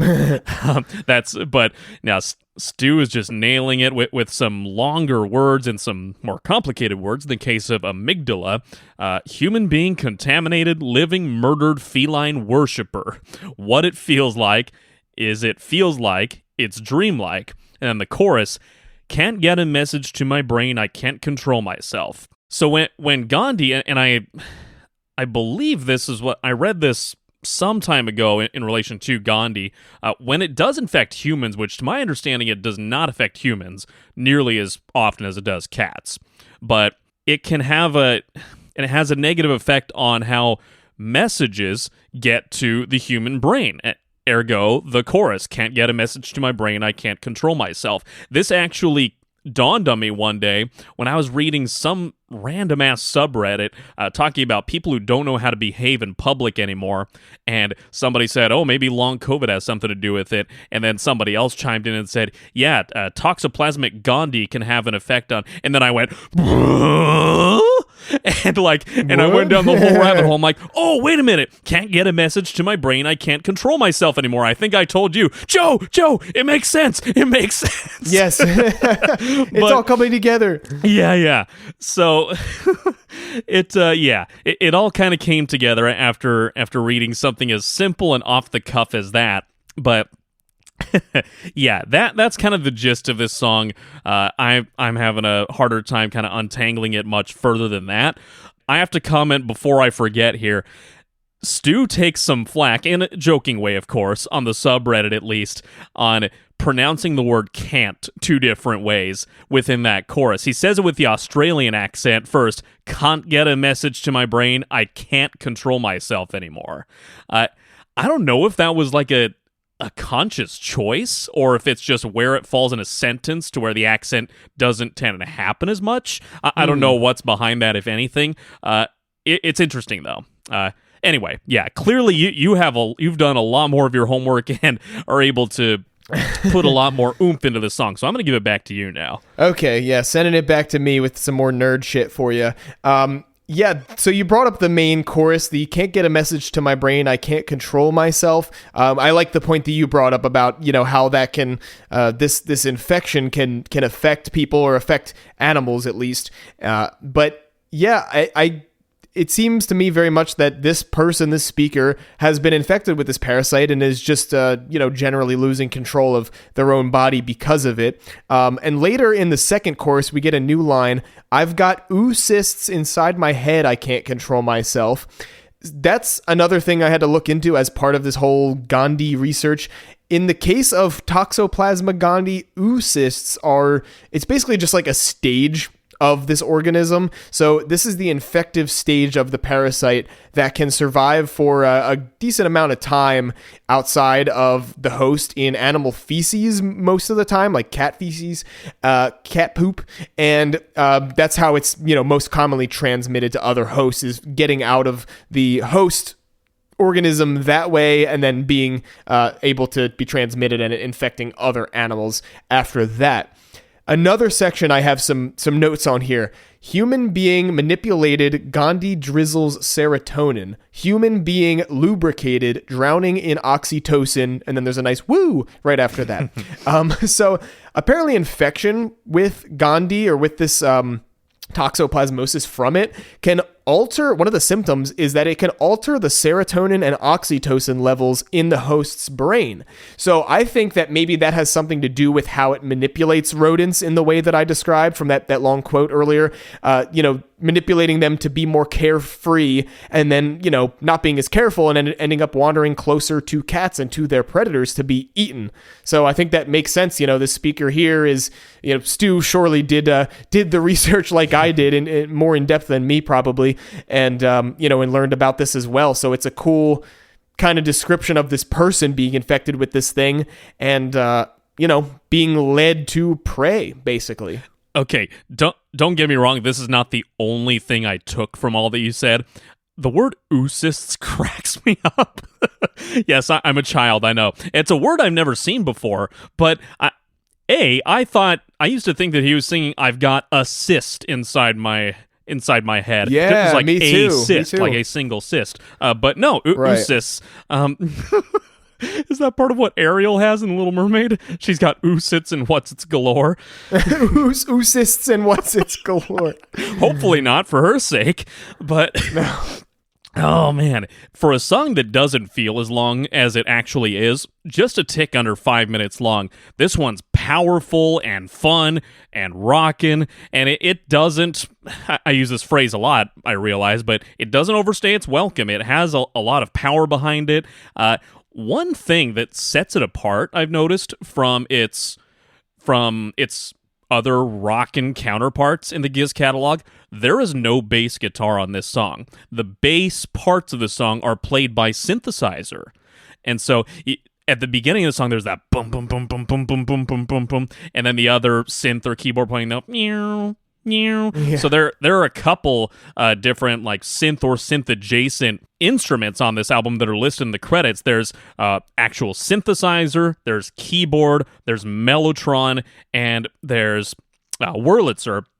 The Wurlitzer is not present on this track, but I couldn't begin to explain the difference between a few of those, but suffice it to say that there are a couple of different layers going into this track that is just painting such a picture of how the guys have gotten so adept at putting together songs with unique feels like this one. Yeah, I mentioned earlier in our discussion at the top of the episode that this is a very keyboard-centric album, and this song lives up to that more than any of them, with the synth bass carrying the low end and all these different key layers on top. Of course, speaking of the keys and the synths, we get the return of the main musical motif. We get that in there, and one of the musical breaks in between the different sections of the song. And then there is a moment I have to point out because it just rocks so damn hard. At about 2 minutes 54 seconds, we get this sick-ass synth solo that's always been a favorite moment of mine, where the drums sort of change their rhythm into like this kind of halftime beat, and the synth just does this dark, cool kind of ascending and descending scale, and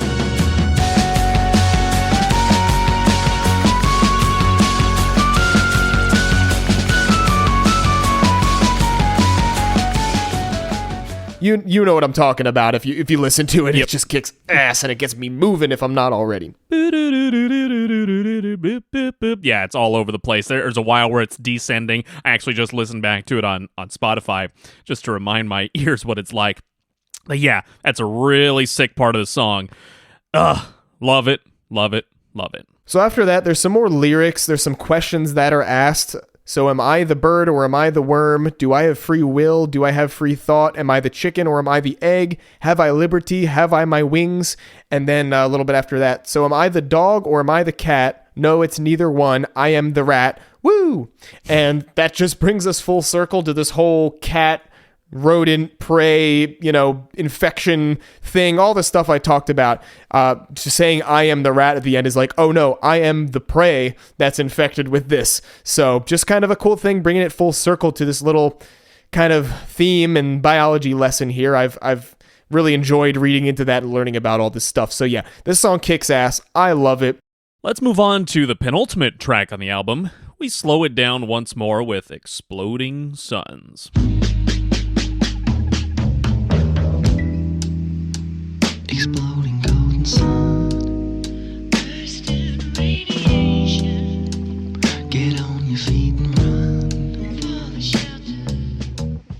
We get a nice, another bit of a slowdown after that hell of a jam that was Gandhi. This is a nice contrast. Once again, a much simpler song, down-tempo, and really straight ahead, kind of drum beat, simple strums of chords on acoustic guitar, which I think is a first for this album here, getting an acoustic. And it's just a nice change. Once again, a nice contrast and another moment where you can chill out after rocking out. A really apocalyptic sounding song, and of course, in a literal sense, that's reflected in the lyrics. There's just a strange eeriness to this track. The space that it creates, there's just the whole quiet, down-tempo demeanor of the song, and then these synthesizers that are playing these elongated notes. The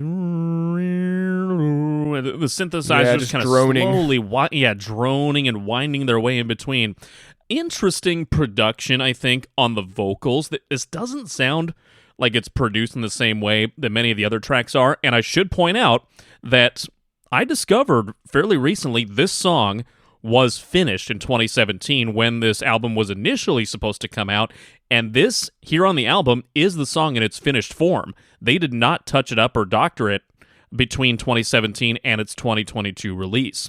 So if this one sounds a little bit different in production, that's probably why. 5 years passed in between that and a lot of the other material on the album. Yeah, definitely. And so obviously this one slows it back down after the energy that we got from Gandhi on the previous song.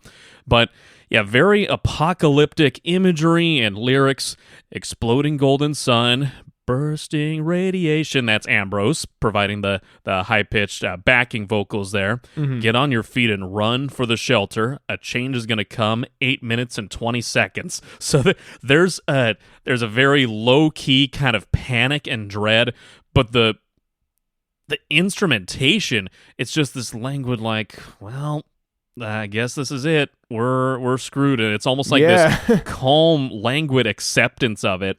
And the instrumental section, more or less in the middle of the track, it has this unsettling emptiness about it between the keyboards, the synths, whatever it actually is, and just the emptiness. It almost paints this picture of an empty, barren landscape, almost like you're the last living human being on Earth, and you're wandering alone, just looking at all the deserted landscape around you.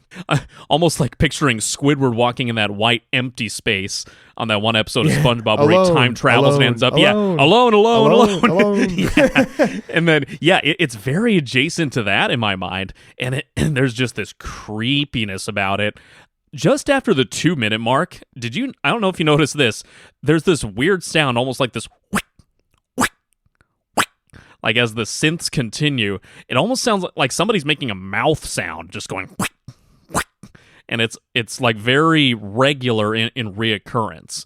But I don't know what it truly is, but it's just something I've noticed. I can't go much deeper than that into meaning or origin. But to wrap up my thoughts on this, and I think this is maybe relevant to the time in which it was made, this song, to me, feels like the love child of Last Oasis and Superposition. Wow. Some of the instrumentation, some of the ethereal qualities of both of those, and again, Gumboot Soup, of course, came out in 2017, so there might have been some crossover in the sessions during which some of those songs were made. Yeah, definitely. Those songs could have been born out of sessions for this album, since this was originally supposed to come out that year, so that's really interesting to know, and that's an interesting point you make there, that it does kind of sound like a crossover of those two. I could definitely hear it. I want to jump back just for a minute to some of those first lyrics that you read. That's at the top of the first verse. The line, "A change is gonna come," and then Ambrose backing vocal singing, 8 minutes, 20 seconds. That has been driving me insane for the longest time, because I've been wondering, like, what is the significance of 8 minutes and 20 seconds? Is it some sort of self-referential thing to the album itself? Like something is going to happen musically in 8 minutes and 20 seconds from now? Or, maybe is there something significant at the 8-minute, 20-second mark of the opening song Change? Since he says a change is going to come. No, not really. It's just kind of in like the middle of Joey's section on that song. So that wasn't it. So after a bit of Googling, I finally figured out the significance of this amount of time and how it relates to the song. 8 minutes and 20 seconds, or 500 seconds as it is the amount of time it takes light from the sun to reach Earth, which blew my mind. It was so exciting to finally figure out. I'm like, oh, that's what he's referring to, because this song is all about, well, the sun exploding, as you might have guessed by the title. So the change in this case is that the sun exploded, and everyone on Earth has 8 minutes and 20 seconds until that burst of radiation hits us and kills us all. I'm so glad.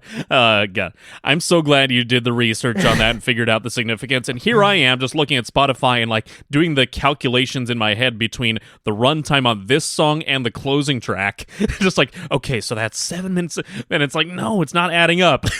Yeah, if you count ahead 8 minutes and 20 seconds, the album's already done by that point. There is nothing that happens in that time from when he sings that. So it's like, okay, it can't be that. But yeah, was excited to figure that out. And, this song's all about the sun going supernova and wiping out the Earth pretty much. Pretty standard King Gizzard shit, if I'm honest. Yeah. That you might expect thematically in their music. Specifically, the lines that clear it up the most are, most of them, but there's the one line, all that was green is fire and dust, all that was blue has dried up. So yeah, pretty straight ahead there. All life and everything green burned down to the core, down to the dirt. All the water's gone. It's pretty straight ahead and easy to figure out what they're getting at here. My last thing I really have to say about this song is the last about 35 seconds contain the repetition of the sun explodes at any time over and over from Stu, almost as sort of a warning, but it's sung in such a calm and low-key way. It feels like the speaker has just become totally nihilistic, totally apathetic, and just like nothing matters because the sun's just going to blow up any second and we'll all be dead. So he's like so calm, singing in this low, soft voice, the sun explodes at any time, the sun explodes at any time. It just is so like carefree and calm about like the literal apocalypse happening any moment. Yeah, it's literally, everything's fine. This is fine with flames around. But yeah, those reiterations of the sun explodes at any time to wind the song down. I picture a character in a scene with the impending apocalypse just kind of curled up in a fetal position, not in a panicked, hyperventilating state, but more of a, okay, yep, it's coming. Guess this is it. Bye, everyone, and just sort of slowly rocking back and forth with that morose acceptance, So, yeah, definitely a mood shift here on the penultimate track. Let's shift the mood back in the other direction now as we close things out with the final track on Changes, Short Change.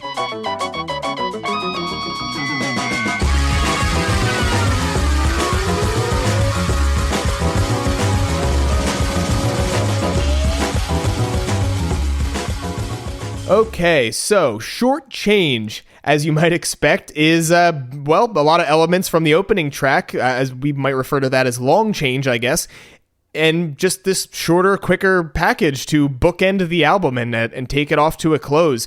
And the transition from the sun exploding anytime to that silly, upbeat, high-pitched synth at the top of Short Change is so funny and chaotic to me. It's like a switch is flipped, and it's like, all right, the sun's exploding, we're all dead. Anyway, roll credits. And it just sounds so like just a total mood switch. It's kind of funny, but I think it's a great closer to the album. Yeah, it almost emulates one of those like bad 70s or 80s movies where there's something apocalyptic about the plot, and the movie sort of reaches its sort of unsatisfying conclusion, and then the credits roll, and then the audience left like, wait, what? That's it?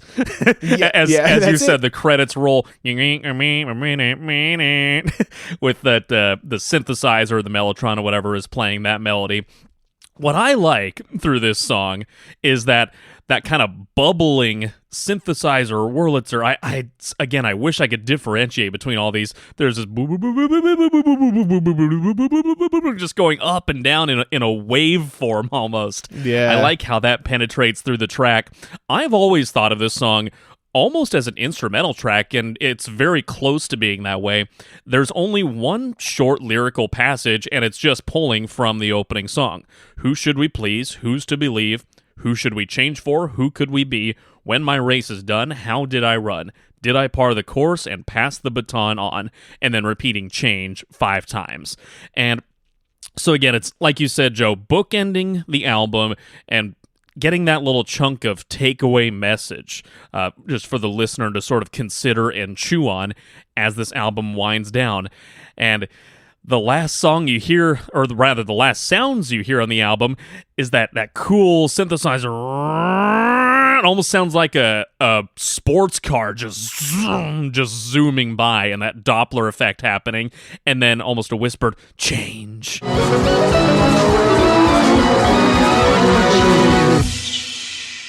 And boom, that's the end of the album. A powerful finish, I have to say. I do enjoy the way this one finishes out. Yeah, definitely. As much as I might not love the song on its own, I feel like it doesn't have much of a life of its own. It definitely is like this finale that you kind of need as part of the whole album, in my opinion, but it nicely brings things full circle back to the opening track, leaves us with some questions and thoughts with those repeated lines that Stu brings back from the first song. And yeah, like I said, it just feels like credits rolling at the end of the film. It's just a big finale and it's over, and it wraps everything up really nicely. So that's the end of the album. That's the end of Changes there. Of course, before we completely finish talking about it for today, we're going to touch on the 2 music videos real quick that are out for tracks on this album. First of which is a video for Hate Dancin'. It's literally just the boys dancing around in slow motion together in what looks like some sort of storage room that's maybe used by their label or something, maybe for storing merchandise or anything like that. I don't know, but it's just kind of this back room of a building that they use, and they probably shot that in 5 seconds, and just real quick they're like, all right, dance around, I'm gonna put this in slow-mo, it's gonna be super cool and funny. And pretty simple one out of the gate. Sometimes they do more elaborate stuff. I do love their music videos, but sometimes they're just something kind of silly and funny like this. So yeah, that's basically all there is to the Hate Dancin' video. And as for the other video associated with this album, there's one for AstroTurf. This is another pretty basic one. The majority of it is showing the band performing the song in studio. You'll notice there's an extra musician present in the studio, and that is Stella Renix of the band Parsnip, who's playing at various points, I think, saxophone and tambourine, standing there next to Ambrose. I don't know much else about the band Parsnip other than that is their name, so maybe that's a little exploration on the playlist for later in the day here. But Stella is not credited as playing anything on the album, so maybe she played something and then the band decided, maybe we don't need that extra layer, or maybe she's just there to hang out and have fun with the guys. Whatever the case may be, that's pretty much all there is to the AstroTurf video. There is a little bit of raw footage from the band wandering the streets of New Orleans while they were on tour, and the footage has this really cool retro look to it, almost like a 60s or 70s color film footage look, and yet again, it's just sort of tying again to the retro 70s sort of feel of this album overall. So yeah, those 2 music videos, like we said, pretty basic in nature, not a lot of artistic elements as far as animation or crazy colors or anything like that, like with the Butterfly 3000 videos in many cases, but they're fun in their own right, still worth checking out. So with the music videos covered and out of the way, we're going to do our usual top 3 and least favorite song from this album. Spencer, take it away. Okay, my top 3 songs are as follows: Change, AstroTurf, Gandhi. Ding, ding, ding, ding, ding. You answered correctly. 3 for 3. All right. 3 for 3, baby. Yes, Change, AstroTurf, and Gandhi were mine as well. And I didn't really list out any particular reasons. I think the way that we talked about them earlier probably would summarize why we'd pick them. I just love them. They're the best tracks on this album, in my opinion. Mm-hmm. Yeah, and I figured that the odds were probably in favor of this, with there being only 7 tracks on the album, just right. by sheer chance that it would shake out that way. But yeah, no less satisfying, though. For sure. So what about your least favorite? Are we going to go 4 for 4? I don't think we ever have. We've come close, but what do you think? I suspect we might this time, but we'll see here in a second. My least favorite is Short Change. There's nothing at all wrong with this song. Nothing. I enjoy it. I like it. It's essential in that it provides a concise wrap-up of the album, but just as a standalone track, it doesn't have as much merit as a couple of the other potential options would.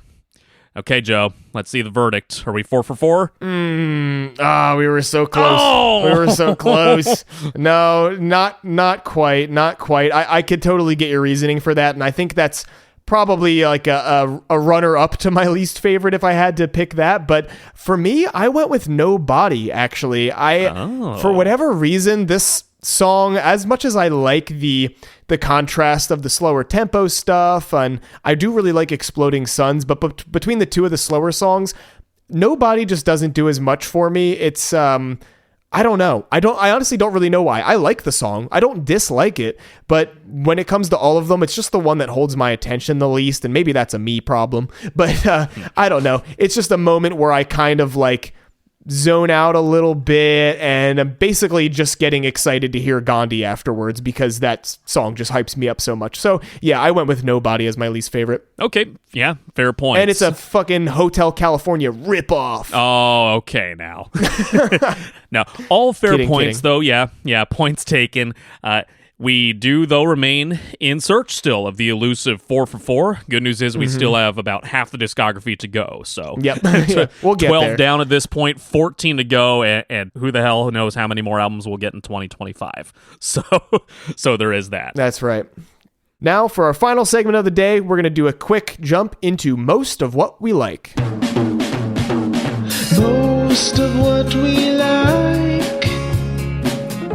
Okay, most of what we like. This is the part of the show where we share other non-Giz music and other forms of media that have been keeping our attention lately. Me, I've been enjoying the artist Jamiroquai from across the pond in the UK, specifically the album The Return of the Space Cowboy. I was doing some explorations that sort of branched off from this Changes album and found some cool funk and soul in this Jamiroquai discography. I'm excited to explore a little bit more of this artist, but that album's from 1994, a time when I guess the UK was experiencing somewhat of a funk and soul resurgence, I guess, in their society over there. So that's been one thing I've been enjoying lately. I also was listening earlier this week to the Neil Young album Trans from 1982. Kind of a left turn in his discography, not a very widely liked or acclaimed album. It has a lot of electronic songs. A couple of them are sort of extended tracks, upwards of 7 or 8 minutes, that wouldn't feel too out of place on the silver cord, quite frankly. It's combined also, though, with a couple of more Neil Young's sort of standard-ish sounding classic rock tracks. It has this really cool, striking album cover that I suggest you go and look at for yourself because words don't do it justice. I believe my dad owned this on vinyl growing up, and so I would go to that corner of the house where he kept his little vinyls from back in the 80s, and I would look at this one and be like, whoa, that's cool. So check that one out if you get the chance. That is Trans by Neil Young. Joe, how about you? So for me, there's been a couple new albums I've been enjoying a lot. I think I gave a shout out to this before it came out, but now that I've listened to it, I want to speak on my appreciation of it. But the debut album from Heavy Moss called Dead Slow. Of course, if you don't know already, Heavy Moss is Lukey from King Gizzard's other band, newer band. They put out some singles before, but this is their first full-length album. Came out just a couple weeks ago as I'm recording this, and it's really great. It's really chill. I had kind of a perfect moment listening to it for the first time, driving in the rain, heading downtown into the city for an event, and it was just very suiting for like a nighttime drive in the rain. Very kind of just chill indie sort of thing. And I don't know how else to describe it from there, but it's great. And that same day, we got a surprise album that came out of nowhere from another favorite artist of mine on the totally other opposite end of the musical spectrum. Kendrick Lamar dropped a new album out of nowhere called GNX, and I've been listening to that as well. It's kind of like the polar opposites of music in a way, but I've been enjoying both a lot, and I'm still kind of digesting that and developing my full opinion on it. But if you're into rap and stuff as well, I'm sure you've already checked out the new Kendrick stuff. So really cool. He's kind of going in a new direction on this one from what you typically would expect from him. So yeah, really good stuff. Enjoying both of those a lot. Yeah, that's all from me for now. Cool stuff. Yeah, I'll have to echo your sentiments there on the new Heavy Moss album. That is such good rainy, cloudy day. Maybe sip on a cup of coffee inside and look out the window kind of vibes. Good stuff from Lukey and his group there. Looking forward to more from them down the road, hopefully. All right, so that's it from us today on this episode talking all things changes. Before we get out of here, though, I just want to give everybody a quick little heads up as far as our schedule over the next couple weeks and what to expect as far as our next episode goes. We've decided to take an extra week off of recording or posting with all the holidays and New Year's chaos and whatnot coming up. You know, everybody's busy with family, with buying gifts, with traveling maybe, and it's just a hectic time of year, so we're giving ourselves a little bit of an extra break. So you won't hear from us in a new episode until the start of the new year. I don't have an exact schedule written out in front of us at the moment, so I can't give you an exact date or what we're talking about yet, but we have some ideas floating around in the think tanks as far as what we want to talk about next time. So you're just going to have to stay tuned, follow us on social media to keep up to date as far as what we're cooking up next time for you. But yeah, I want to wish everybody a very happy holiday, Merry Gizmas if you celebrate, and have a great new year. Thanks so much, everybody, for joining us in this first year of starting out this show. We're really excited to continue on into 2025. Good God. I'm losing my mind here. I'm leaving that in. But yeah, 2020, I still can't say it. 2025. And now I'm yelling and clipping the microphone. This is a disaster. This is not boding well for the new year. But okay, yeah. 2025 is the next year, and we're excited to see what's to come, both for the future of the show and the future of King Giz. So, yeah, thanks everybody. We are excited to see you in the new year. Yeah, we wish you a Merry Gizmas and a Happy New Year, or whatever holidays you choose to celebrate this winter. We hope it's a good one for you and yours. And yeah, we want to thank you one more time here in 2024 for your support and for helping us grow the show as much as we can. When it comes to the gifts and giving aspect of the holidays here, do your best to support small businesses, places in your local community, and support some Giz creators online wherever you have the opportunity. There are lots of great Gizzy creators on Etsy and through Instagram. They have links and merch, pictures everywhere. I'm sure everybody listening into this already has a pretty good idea of where to find that stuff. So, yeah, have a great time. Have a great rest of December. Again, whatever holiday you may choose to celebrate. We hope you make it a good one, and we are looking forward to give you so much more in the year 2025. If you don't already, follow us on social media to keep up with everything going on with us over here at Podagon Infinity. You could follow us. We are at Podagon Infinity on all the big three of the main social media platforms. You know what they are. And you can also email us anytime, podagoninfinity@gmail.com. We hope to hear from some of you over the next coming weeks, and hopefully we'll have some messages to respond to or questions to answer as we usually do when we come back in the new year. So, in the meantime, until next time, my name is Joe. My name is Spencer. Later, Gators. Woo!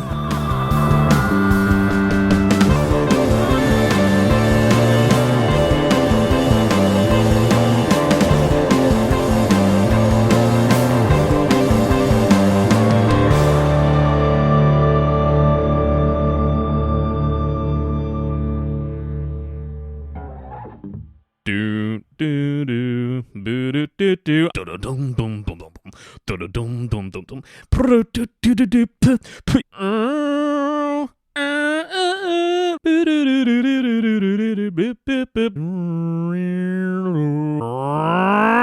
What the hell is coming over me right now?